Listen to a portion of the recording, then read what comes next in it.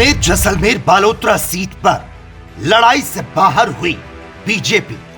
Barmer Jaisalmer seat को लेकर BJP की नींद क्यों उड़ी?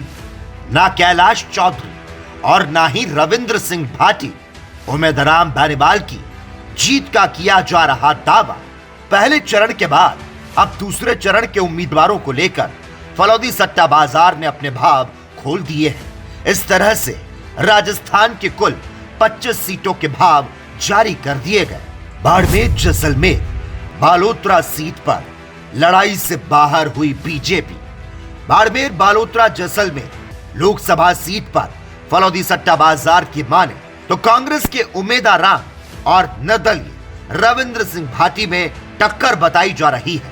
कांग्रेस उम्मीदवार उम्मीदराम बेनीवाल का भाव 90 पैसे है, तो वहीं निर्दलीय प्रत्याशी रविंद्र सिंह भाटी का भाव 1.25 रुपए बताया जा रहा है। वहीं बीजेपी के कैलाश चौधरी का भाव 3 रुपए है, यानी कि यहां कांग्रेस का पलड़ा भारी नजर आ रहा है। राजस्थान का बाड़मेर लगातार राजनीतिक चर्चाओं का केंद्र बना हुआ है। फलौदी सट्टा बाजार का अनुमान है कि बाड़मेर जैसलमेर सीट के साथ जोधपुर सीट पर भी केंद्रीय मंत्रियों के लिए लोकसभा चुनाव 2024 में जीत दर्ज कर पाना आसान नहीं और दोनों को ही राजपूत उम्मीदवार से कड़ी टक्कर देखने को मिल रही है। इधर बाड़मेर जैसलमेर संसदीय क्षेत्र में राजपूत रविंद्र सिंह भाटी भारतीय जनता पार्टी का खेल पूरी तरह से बिगाड़ चुके हैं। बाड़मेर में बीजेपी ने मौजूदा सांसद और केंद्रीय मंत्री कैलाश चौधरी पर दांव लगाया था, लेकिन यहां रविंद्र सिंह भाटी के साथ उम्मीदराम बेनीवाल राजस्थान में भारतीय जनता पार्टी के क्लीन स्वीप वाले रिकॉर्ड पर खतरा मंडरा रहा है। बाड़मेर जैसलमेर सीट को लेकर बीजेपी की नींद क्यों उड़ी? राजस्थान की सबसे बड़ी सीट बाड़मेर जैसलमेर लोकसभा सीट है।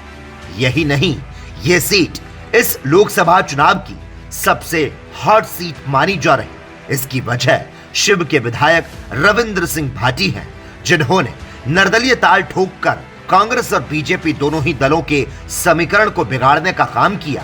लेकिन अब यह माना जा रहा कि रविंद्र सिंह भाटी ही भारतीय जनता पार्टी के प्रत्याशी कैलाश चौधरी के बीच रोड़ा बनकर नहीं खड़े हुए, बल्कि कांग्रेस के प्रत्याशी उम्मीदराम बेनीवाल भी सबसे बड़ा रोड़ा बनकर खड़े हो चुके हैं। फलौदी सट्टा बाजार में न कैलाश चौधरी और न ही रविंद्र सिंह भाटी बल्कि उम्मीदराम बेनीवाल की जीत का दावा किया जा रहा है। Special desk, the PK Times news.